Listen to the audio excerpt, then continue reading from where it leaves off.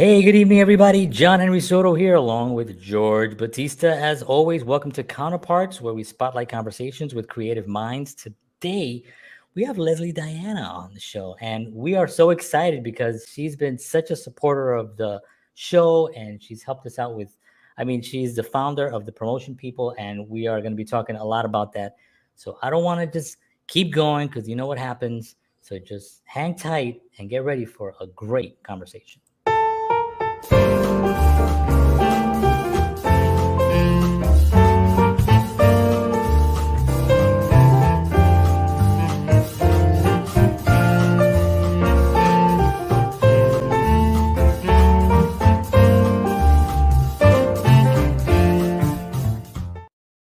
All right, welcome back. Thank you very much for listening to our little opening there. We appreciate you all for joining us. As I mentioned, Lesley Diana is going to be here today, and we're going to be talking a lot about so many things about artists and managing artists and being a publicist, and just it's going to be a great conversation. First of all, I'm going to turn it over to George so we can give some love to our sponsor. Thank you, sir. So the Counterpart Show is brought to you by Wellness Resources, a family-owned and operated nutritional supplement company providing the highest quality, clinically formulated supplements since 1985. Find out why Wellness Resources supplements are the top choice for health-conscious individuals around the world. Go to myvitaminresource.com. And if you enter the promo code Counterparts, you will get free shipping on all orders. Cool. Okay. So let's talk a little bit about our guest today, Lesley Diana. So Lesley established the Promotion People in 1994 after years of working in the media and entertainment industry, both in front of the camera and behind the scenes. As a unit publicist, she worked on over 60 high feature film and television series, including many shot in Vancouver for Sony Pictures, DirecTV, and E1 TV. As a personal publicist to some of Canada's most talented actors, she has worked alongside some of the country's brightest stars as their careers rise on the big and small screens. And we are absolutely happy to have her on the show. So, ladies and gentlemen, without further ado, Lesley Diana. Hi. All right. Thanks for having me on. Thank you so much for being on.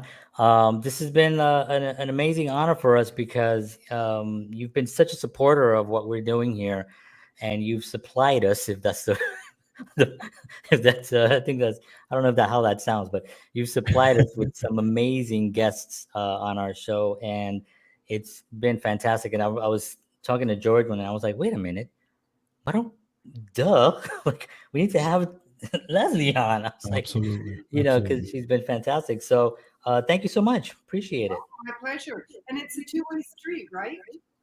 Yes. Yes. My clients and I need you, and you need us, and so it works together. Yeah, and the client, we've had so much fun, so many great conversations. It's been great. So I'm gonna, as we sometimes do here, George is like kind of the official. He writes things down.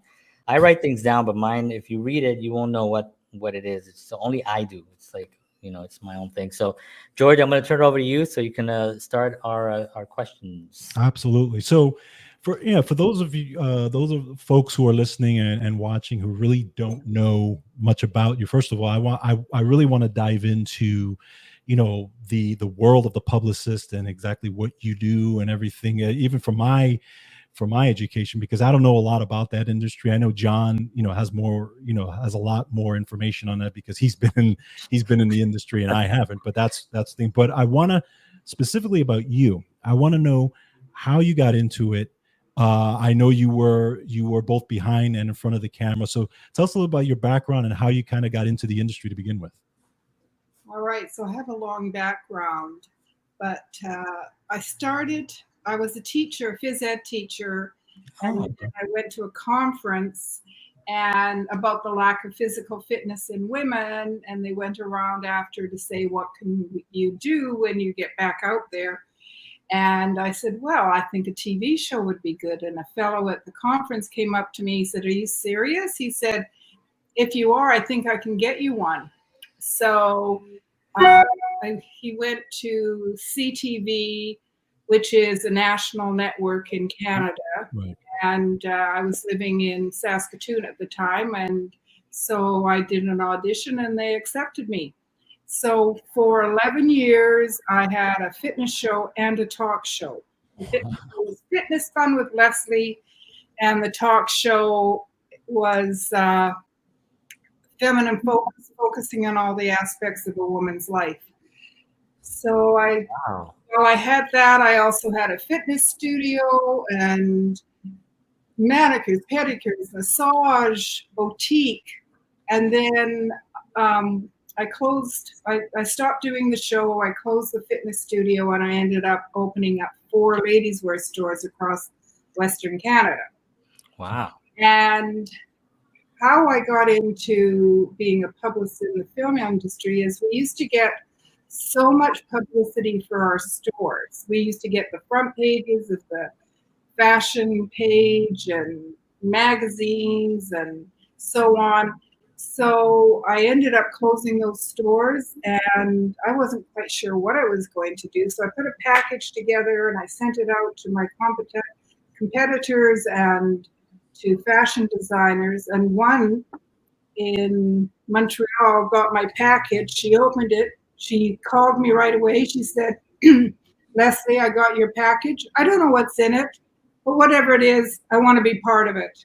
So she hired me as her publicist for all of Canada. And then I got Timberland and a couple of shopping malls. And then a film director needed a publicist for the premiere of Stag. Mm-hmm. And that was back in, I think, either 1999 or 2000. And so a friend of mine said, I know a publicist. She hasn't done film, but what's the difference? So he hired me. And then I ended up doing three of his films. I did Christina's House, and then I got to do My Five Wives with Rodney Dangerfield. Oh, wow. That was my second movie, and I've got a cute story about that. Yeah. Yeah. If it Some of them I'll tell you, some of them I won't.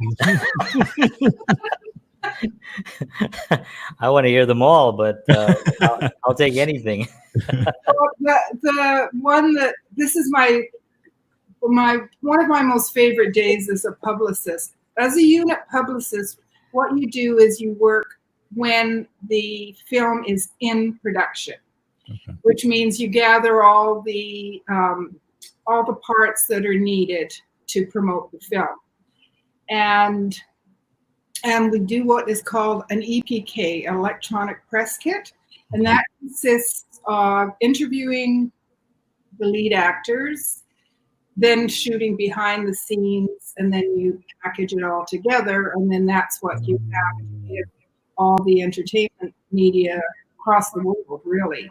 Okay. So one day I had to do all the interviews, and there was Rodney, Jerry Stiller, and Andrew Dice Clay. Oh.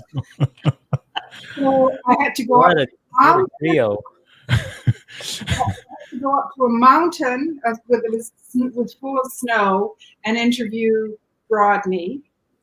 And then I had to go back down into the city, and Jerry Stiller, bless his heart, was supposed to go home the day before, but because I wanted to interview him, he stayed over, and we did the interview around a hotel swimming pool, and he was a delight.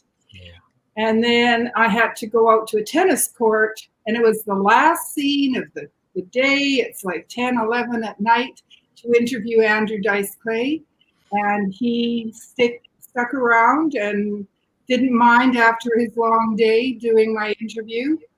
And everybody that I talked to in regards to both Jerry and Andrew, anybody that worked with Rodney said they would do anything for Rodney. Right. Yeah.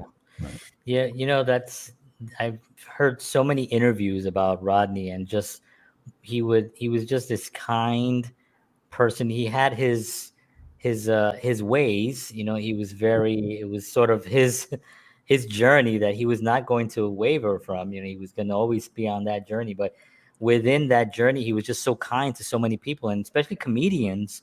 When he had that club downtown in Manhattan, he would just spend so many hours there, and he would just give these opportunities, and he would tell people, "Hey, that was kind of funny. You're a funny guy," And it was funny that he I never felt like he was intimidated, or that he felt, I think he kind of was like, "I'm here," I'm. He was a big man, and he, would talk about no respect, but everybody respected him. Yeah. So it was kind of interesting.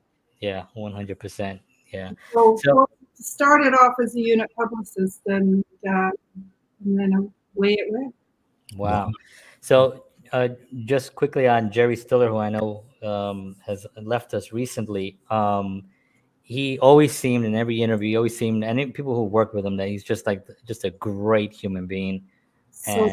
And he loved his wife so much. Yeah. So proud of his kids. One of his daughters was also in the movie. And he was just a delightful man.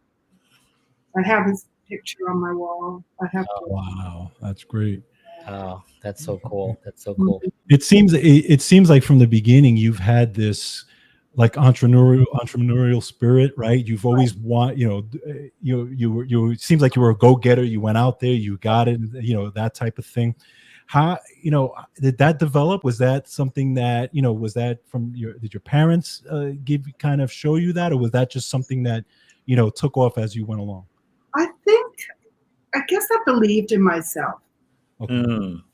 And I started off when I was in high school. I was captain of sports teams. I was girls sports director on the SRC student council and social director. So I think I gained confidence, and I started teaching when I was 19. So I was always ahead of, I guess, and I came up with ideas that were somewhat ahead of the curve. Right. Like, for instance, my talk show, Feminine Focus, all about the aspects of a woman's life. Well, now there's tons of those kinds of shows. Right. And I guess just belief in yourself. And I was just very blessed in that I would put it out there and I would get it back. Because most of the opportunities that have come my way they've come my way. I haven't necessarily had to pound the pavement. Isn't that interesting? Because there's so many people that are out there and they're like sweating and they're struggling and they're everything, and I think the energy of the journey goes away, and then you don't really have a sincerity in that journey because you're on this must-have of this thing that you want. But when you're free and you have, like you said, when you really believe in yourself, right, and you have that confidence, you're free. Yes. You're open. You have energy is open enough to be able to come in. That's a wonderful thing. And did you have tremendous obstacles being a woman coming into being a publicist? Because I don't know much about that. And George says, like, I'm not in that world like that. People don't realize what goes into getting a performer in front of people. It's not just auditioning. There's a whole thing behind it. Well, once again, it came to me. I had worked on 3 films with Emmanuel Vauger: Ripper, Suddenly Naked, and My 5 Wives. And one day she came to my office and she said, "You worked on 3 of my movies as the publicist. How would you like to be my personal publicist?" And I said, "Sure, why not?" It's not saying no. In other words, when opportunities come to you, take them if you're interested. Right. You just never know where they'll go. And if you don't know something, you can find it out. Right. Especially nowadays, you just need to Google things.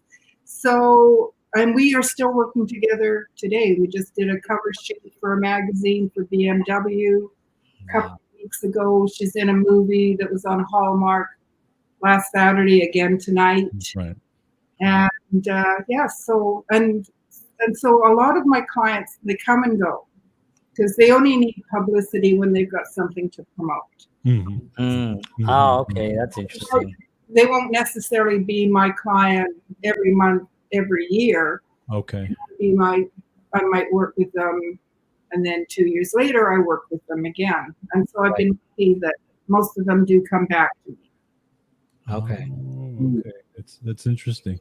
So I'm wondering, so there's got to be that trust factor, right, when they're working with you, right? So they've got to, I'm assuming that when she approached you about it, she felt like, okay, this, I can trust this person to do right by me and to, really work together. And like, talk about like those relationships that you're building with these folks. I mean, how, like, do they mostly come to you now, versus, or is it that you go to them, or is it, how does that work? Well, I've been fortunate because I've got most of my clients word of mouth. Okay. So one actor might be talking to another actor and they'll say, oh, I saw you in this magazine and on that TV show and so on. And they'd say, oh, well, Lesley's my publicist. And so they would come to me. Okay. And I would have to say that most of my work has either come word of mouth or agents. Different. Agent gets the client work. Well, actually, the client gets themselves the work by doing a great audition and getting booked. But it's the agent that brings the projects to them.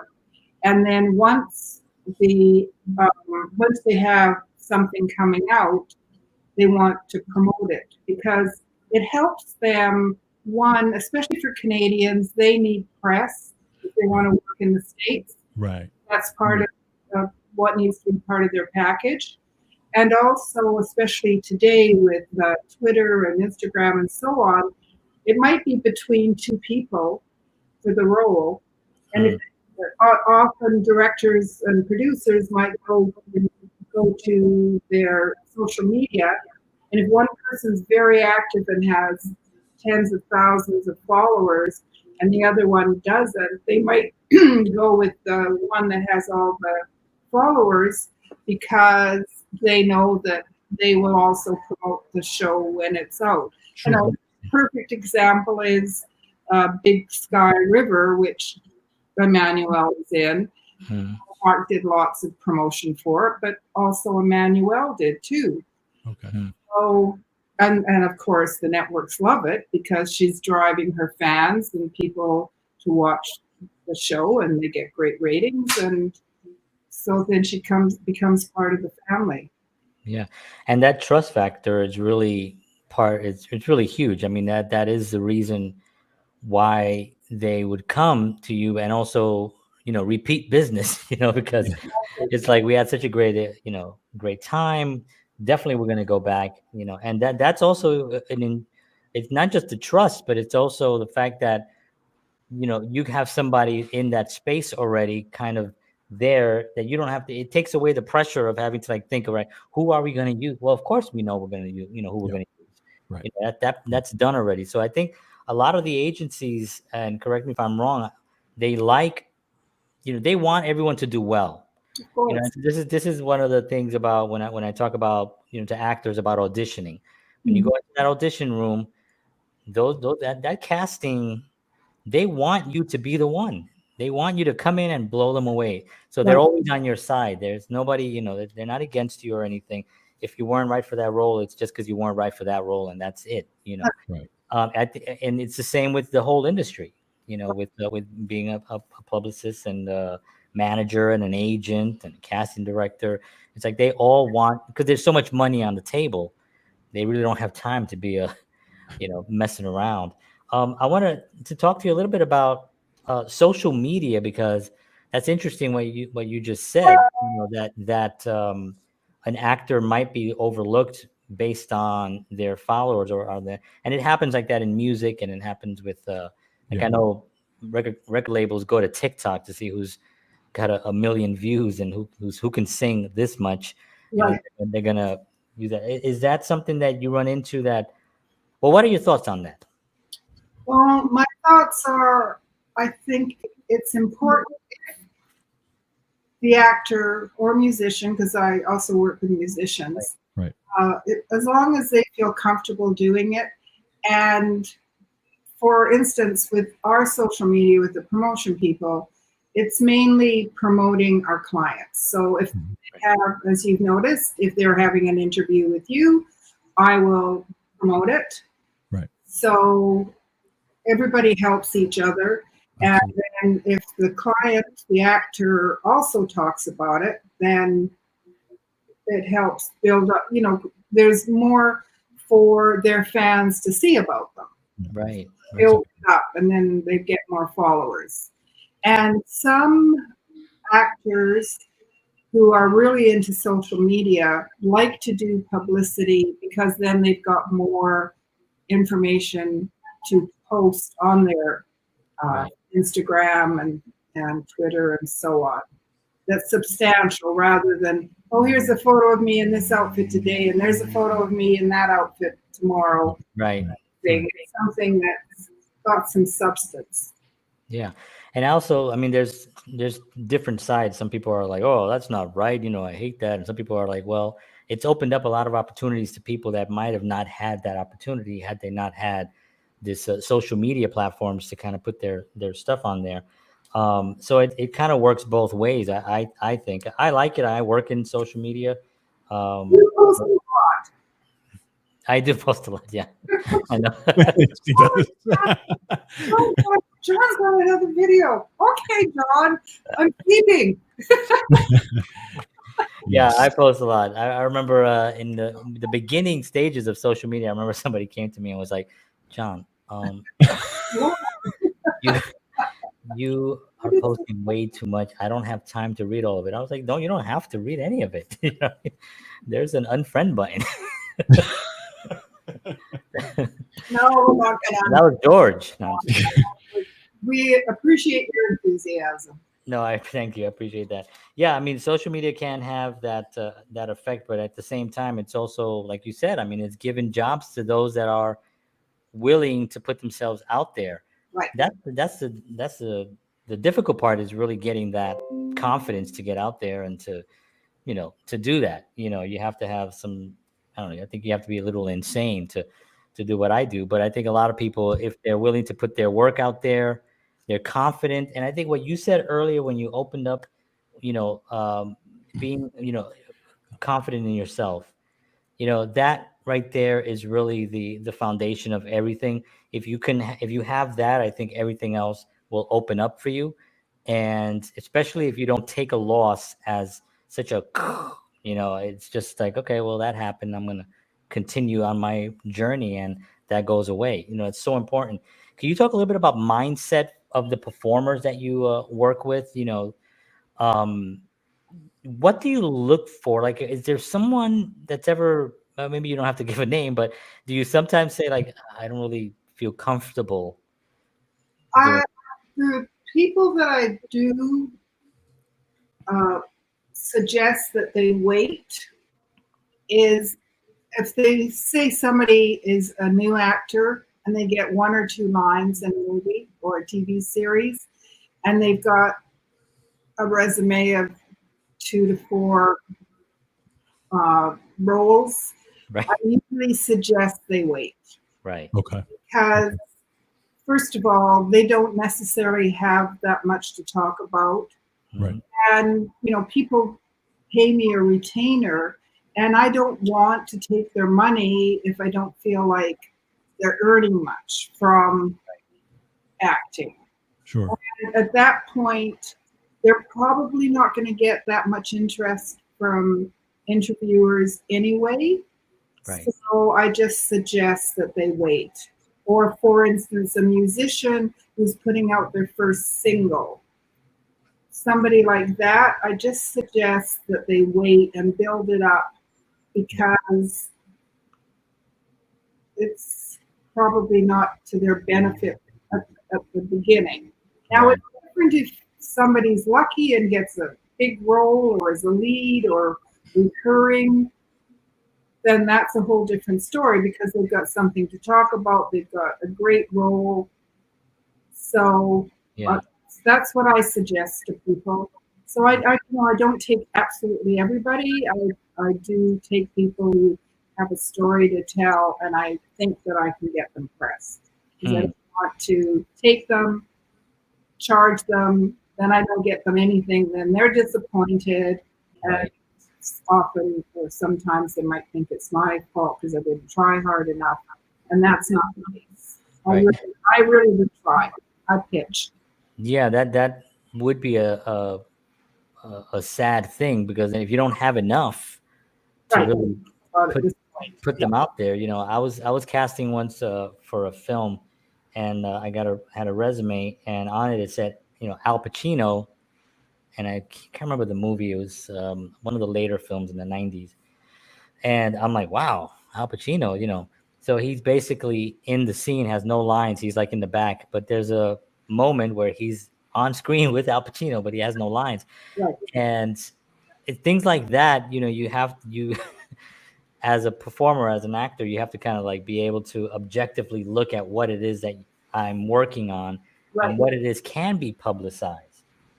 Is this can this be publicized? Hey, I'm in the background of Al Pacino, But and I could imagine that that's probably there. And what you said, John, about mindset, because I'm sure that there's actors out there like, okay, I'm Al Pacino. That's it. I've made it. And they have this mindset that they're way bigger than they really are. And then And I think it's also the excitement of it too. Right, You exactly. can get lost in this industry. Right. You get lost in it. You're suddenly like, I mean, George and I have been, we've interviewed, like David Sanchez that was on here, and we were like, oh boy.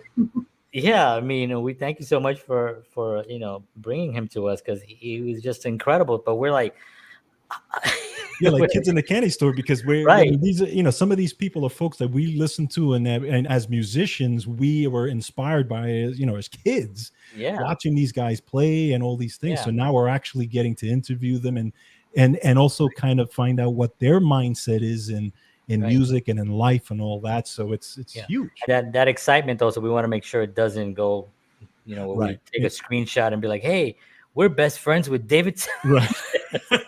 So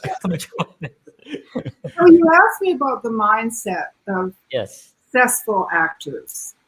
You didn't say successful, but I'm throwing that in there. Right. I would say that, first of all, they're passionate about it.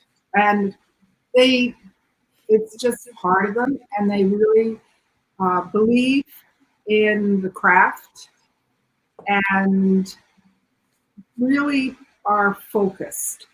So many times I make arrangements with some of my friends who are actors, and then we have to cancel because they've got a big audition and they've got to stay home and memorize lines. And of course, nowadays, everybody has to have their own lighting and camera and sound and set themselves up. There's not so much going to the casting directors anymore and doing it in front of them. You have to do everything. So it's a lot of work. Yeah. And so I would say being passionate about it, doing some training. A lot of actors perhaps get started and think they just have to memorize lines and that's all they need to do. But there's some very, very good acting schools all over. We've got many in Vancouver. So, I think that's important, especially when you're starting. And then just to be, and also I think keeping yourself healthy, both spiritually and in your mind and physically. Mm-hmm. Right. Most of my successful actors definitely have a workout regime. They meditate, they eat healthy. Not all of them, but I would say the majority that are doing well. And also they expand. So they might start off as an actor, but then get into directing, into producing, into teaching. So, which is another really good idea, because if all you're doing is staying home waiting for the call, then you can go into an audition feeling or looking desperate.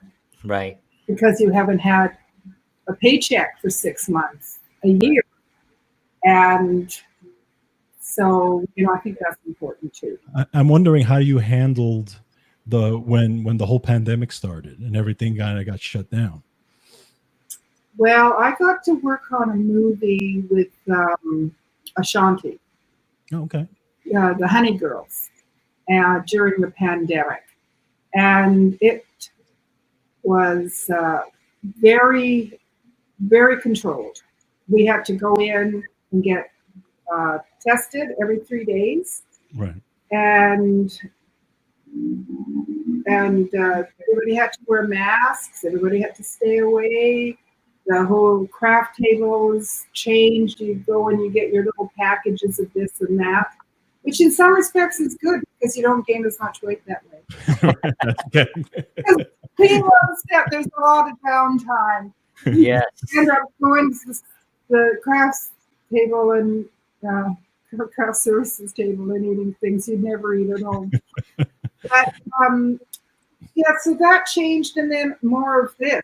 So all of a sudden, I used to have actors go into morning shows and entertainment shows, and journalists would come out and interview. Well, that all stopped. Yeah. It became Zoom. Yeah. Wow. That's awesome. I wanted to backtrack just a second on when you're talking about passion. With there was a story with Dustin Hoffman where he talked about, and I've told it probably on here a few times, but he says, I'd still be doing this even if I didn't get the graduate in '68. I would still be doing this somewhere. I'd be doing a community theater. I'd be doing it anywhere. And then he mentioned um, Picasso. Yeah, Picasso talking about how if you take my paints, I'll use my pastels. If you take my pastels, I will, and he goes, if you take everything, I would spit on my finger and I will dab on the wall and I will create art that way. So it's such a passion that you're going to do it no matter what. Right. And you're not looking at the red carpet and all those things. You're looking at the craft, at the craft. And what you said was so spot on about the other things. The mindset is also not just the craft. You have to stay in shape, mental shape, personal development. Reading is really important. A lot of actors are big readers, and research. That's how you find characters. That's how you build up. So yeah, I just wanted to backtrack on that because it's so important for actors to understand that you can't just take a weekend class, and then can go back every 6 months for a weekend class, and then it's an art. There's craft there. It's a profession. It's a profession. Yeah, it's definitely a. And when we talked to William B. Davis, he talked about that. He talked about the why. Why is it that you're doing it? Even when he talked about why you're saying your lines, know exactly what the character and why the character is saying it before you even learn your lines, right? Yes. So he talked about, is it that you're doing this because you want to be famous and you want to be on the red carpet, just like John said, or is it because you just love what you do? And as musicians, John and I know this very well because that's exactly why we play music, whether we were famous or not, because we just love the whole process of creating music and doing that whole thing. Yeah. I really feel that shows like yours, when you get people like David and William and a number of the other guests that we've had, people should listen because they're going to learn something. Even if you learn one thing, like for instance, William B. Davis. Mm-hmm. All you have to do is memorize your lines and go in there. Well, he absorbs that whole character. Yes. And in fact, today he's on the set of Upload. He's filming the next season of Upload. And he's been acting for, probably 70 years. Wow. Unbelievable. That's amazing. That's amazing. He started when I was 12 on the radio. Yeah, Wow. That's right. I remember he started with radio. Yeah. Yeah. We also had on Mauricio Bustamante, right? He was on here, and he worked with Lee Strasberg. Lee Strasberg in New York, and he's a teacher there, and he actually just retired recently, but same kind of sentiment, it's like the craft and the why, he talked about that. And you have to love it, but not you have to almost, it is kind of like an obsession, but it's a healthy one. Like, You know, you have to really just wake up in the morning knowing that this is something that I really love to do, not because of any other reason other than I want to be a storyteller. Right. well, I think it's wonderful for anybody, regardless of what they do in life, to have a job that doesn't feel like work. And I shouldn't say I never feel like it's work. I mean, sometimes it does, but Mhm. for the most part, I just love what I do. I love to see the results I get. I love to see how people grow. I love to see when they get a role that they just love and do so well at and get praise for. And you were asking about there's different sides to being a publicist. Hmm. We talked about unit publicity on a film, but then there's the publicity for when the film comes out. Right. Oh, that's right. Okay. If Okay. if a producer or director doesn't have a publicist or a team in place, you can have the best movie in the world, but if you don't let people know about it and people don't then see it, somebody has to go out there, and that's when the directors and producers encourage their actors to have interviews and Yeah. share their experience and then get people intrigued in watching the movie. And then I also do red carpets. Oh, wow. Where I produce all the most of the big red carpets in Vancouver. Not all of them, but a lot of them. Mhm. You know. So that's when the actor gets to come out and have the quick interviews with the entertainment reporters, get their photo taken, and feel good about themselves. Yeah. so, so, so there's a lot. There's different sections. So when you go into a project, when you're starting at the beginning stages of it, are you already with the mindset of thinking, okay, well, this, I know I'm going to be doing this again when this is completed in 4 months, 5 months, next year, whenever it's out.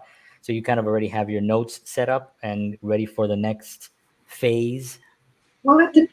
If it's an independent movie, I will often do the unit publicity and the release publicity. Okay. Oh, okay. I'm working with Sony or DirecTV or E1. Often they have their team in place at Hmm. headquarters. So I just provide them with all the tools they need to be able to do that.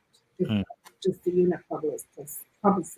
Whereas if I'm on an independent film, then I would do both.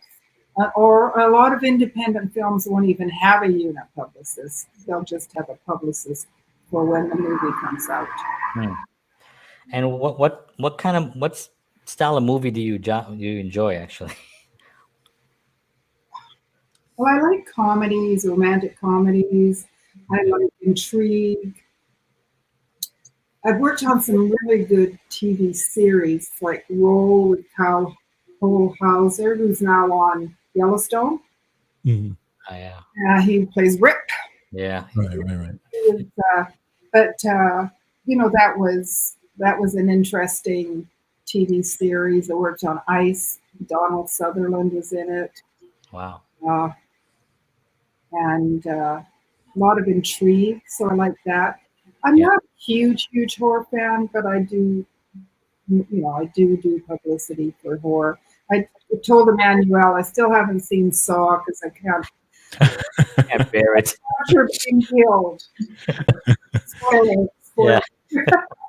Somebody get killed on Saw. I know. Yeah, one of the things about horror for me was I was on a film set once where I saw a lot of the how things were actually done, and I kind of lost a little bit of like I guess because you know what's happening, and it really I look at somebody like and we talked about him last week I think Georgia, Hitchcock, where it was really not the kind of gore or anything that you would, but man, you were like hanging on every scene, and the the tension was just so thick in those films and those scenes. So that's always something that's interesting for me to see what people are interested in. Now, do you take the same approach when it's a film or it's a musician, or you kind of have a template of, or you've been? I have somewhat of a template for actors and for film, because especially with film, there's requirements needed from character descriptions to bios on the actors, the directors, photos have to go shift through thousands of photos, get actors to, if they've got approval, to X out the ones they don't want. So there's a lot of back and forth. So as a publicist, I mainly work with the actors, the producers, the directors, and the agents for the actors or their publicists, because they need to get approval. I need to get bios and so on. And then work with production on the synopsis and so on. And we build what's a press kit with all that information in. So the press kits are, yeah, it's so fascinating, because a lot of people don't know what it takes to make a film, right? They go and they see a film, and that's their job. I mean, they're not supposed to know that, right? Right. But if they knew the level of work that comes way before, even sometimes way before even a frame is shot, it's really, you really tend to appreciate it. It's really the only, because George and I are musicians. I mean, I can pick up my guitar and I can play right here alone, and I can record something alone. But a film, and having been on films and shot films, you can't. I've tried, actually. I did a short film by myself because I thought, let me just try to do all the parts. And it was a short film, and I thought I was going to go crazy because it's so much to handle. You really need hands, and qualified and responsible and trustworthy hands, especially when you get to work with people like Sony and so on. One thing I would say to any independent filmmakers out there, or people who are making their first movie, a lot of times somebody will come to me once they've got a movie and it's coming out, and so I'll ask them for stills, and they haven't taken any, and there's opportunities that they totally miss and they can't get back. Wow. And so then they're taking screenshots. And especially too with directors, for instance, they'll hire me to promote the film and promote them, but all they have is a headshot. Well, that's boring. We want a picture of the director directing, talking to the cast, standing by the camera, and behind the scenes is important because it just shows the interest of how the whole film came together. So to independent filmmakers out there, make sure you have somebody, especially if you don't have a big budget, just have somebody there to take some pictures, just because once that scene's gone, it's gone, and you can't get it back. Yeah, I think because of social media and because how I am on social media, I was instinctively, so I have tons of pictures of me directing and doing things. And I'm just waiting. I wanted to piggyback on that for a second with social media, and I wanted to ask you, how did your business change before social media versus afterwards? More paperwork. Oh yeah. I used to go to the printers. Back to Emmanuel, we used to put a press kit together, and we were getting her. I'm not going to deny, because if it wasn't for her, I wouldn't be getting the covers. I would pitch, but because it was her, we would get covers, and still do. But then I would have to go to the printers and run them all off, and then we'd send them out to, say, another magazine, so they would see all that she has. Well, now she's got a great website, a great press kit. Right. Everything's done online. So I used to have pages and pages. And also, too, for instance, when I would send out a press release, now all I have to do is put it all online. And I've got women who work with me, Jasmine and Josephine. Jasmine is my other publicist, and Josephine does a lot of the social media, makes things look pretty. So I couldn't do all this without the two of them. But, so before, the good old days of faxing, I'd have to fax, Right. and then it would be busy. So then I would go to the next place that I was faxing, and then I would have a different cover letter because you send it to the fax machine, and it's a big office with I don't know how many people on the same fax machine. So that is one big change I really appreciate. Yeah.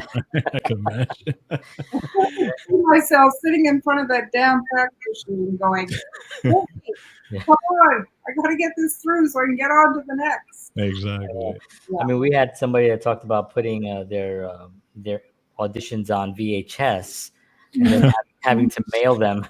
Yeah, look at So that. they were like Los Angeles, and Los Angeles, I guess they were one of the first ones to kind of like say, send us a VHS. And Right. not everyone in the late 80s, early 90s had a VHS camera just hanging around and Right. recording, but so we're definitely in a different place right now. And I think there's more opportunity, Yeah.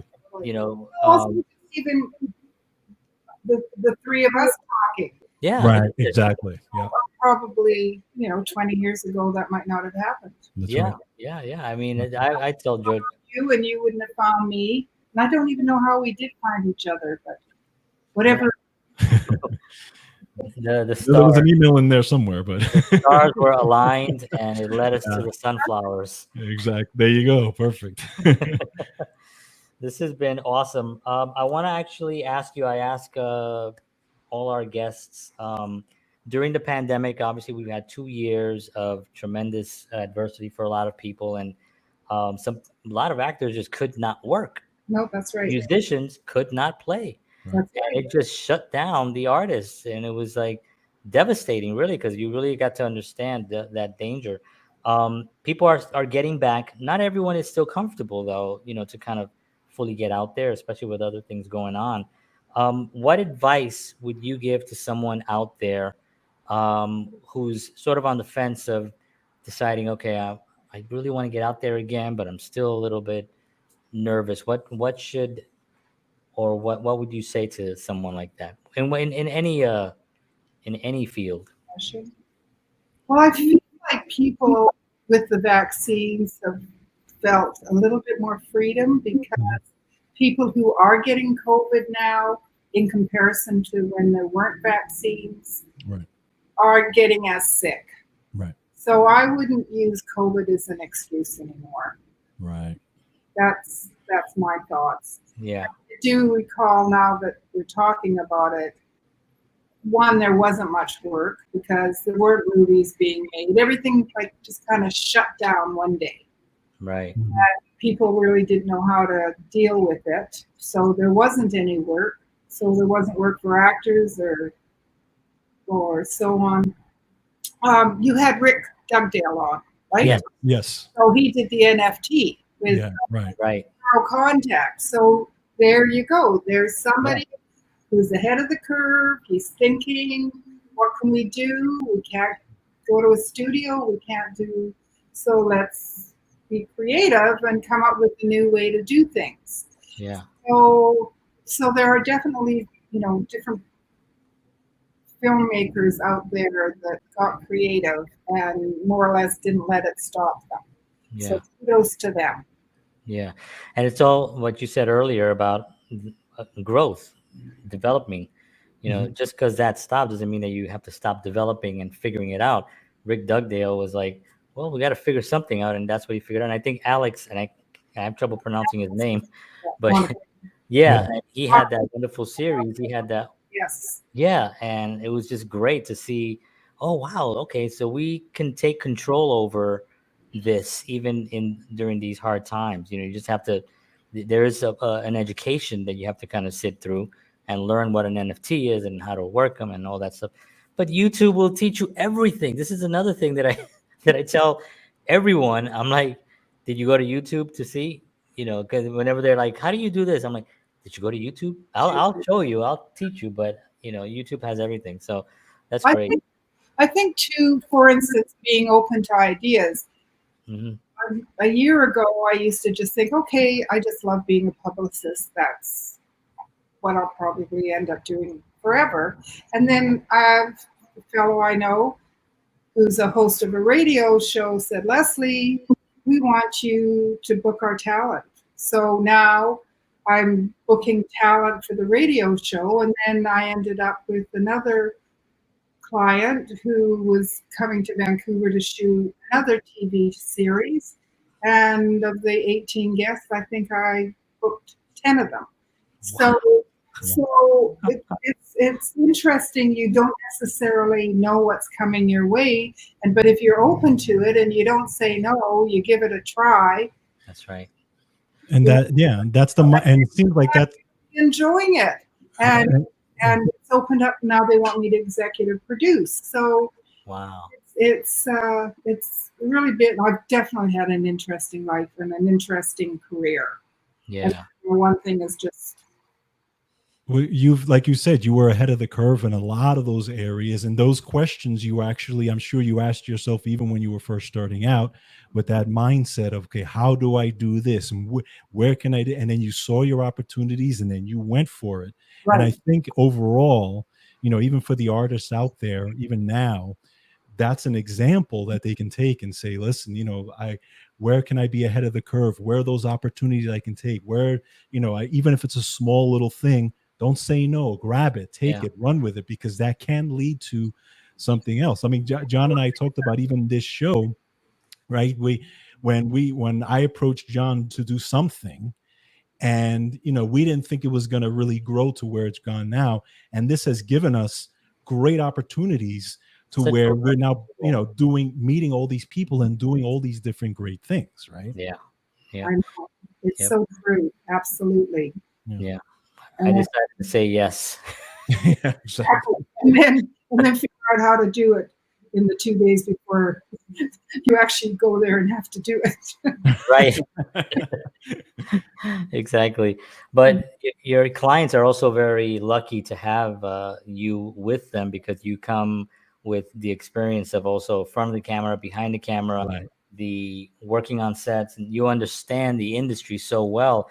It makes it so much easier for them to not have to educate their publicists on anything happening, And I'm fortunate, especially when you're doing interviews, like when I was interviewing Rodney Dangerfield and Andrew Dice Clay, and this was my second or third film, I forget, but it was definitely in the beginning. And I'm interviewing people who have vast resumes and so on. But, I could draw back onto my experience as a talk show host. Exactly. Right. Answering questions, or asking questions, I should say. And the other thing that's nice, too, is I don't feel like I need to be in front of the camera anymore, because I've already done that. And I feel comfortable in my position of helping guide their careers. Yeah. Absolutely. That's so great. Lesley Diana, thank you so much. This has been such a wonderful, again, George and I, we look up and we're like, holy crap, we're almost at time just flies. Almost at an hour. It's one of those things where we always ask if you ever want to come back and we can pick an actual topic and break it down and actually do that, because I think that it's so helpful. And what you said earlier, which I'm really grateful that you said, that when people watch this show, that they do learn something. And that's what I was telling George even before we went on. What's our product? Our product is, education and entertainment. Right. Those are our products. We want to entertain people. We also want them to leave there going, oh, I didn't know that. Now I know that. Exactly. And so it's great to have you on here and being able to educate our audience. So thank you so much for being on. My pleasure. Thank you. Appreciate it. And we'll definitely be talking.